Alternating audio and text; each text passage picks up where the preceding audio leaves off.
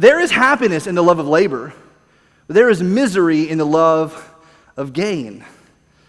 And somehow, some way, we've gotten to this cultural moment where we all find ourselves needing more, right? Because now we're in a place where milk is $5 a gallon and so is gas, right? And you may be making more money than you've ever made before, but it's not quite paying the bills. And so now you find yourself overwhelmed, right? We're completely overwhelmed with maybe debt, or overwhelmed with work, or overwhelmed with family stuff, or overwhelmed with marriage stuff. You're overcommitted.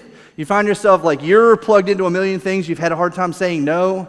Your kids have said yes to some things, and maybe if you're like me, we've got a rule in our house that our kids participate in like one thing a piece, but now they've got 4 of them, all of them are in one thing a piece, and it's 4 different things, and we find ourselves overcommitted. Like, one of the things we do every week, Shane and I have to sit down on Sunday night and go, okay, who's taking them to gymnastics, who's going to bowling, who's going to, and like it's like flight control, and 60% of our conversations now are flight control. You find yourself overexposed. This is 2 things, okay?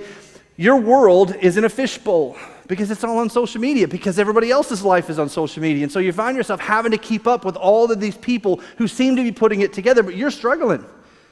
And the filters just aren't quite cutting it anymore. And then you do this thing, because I do this thing. You look and you're like, oh my gosh, why are they so happy? Like, look at their family. They look so awesome. They've got it all put together. Their kids look happy, and they've made it to all the things. And look, she's drinking a protein shake while she's at the soccer field, and she's wearing that cute shirt. And look at that. It's just awesome. How are they doing that?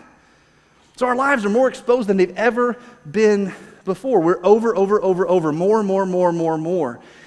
And most of us, many of us, have gotten to a place where we just can't do it anymore.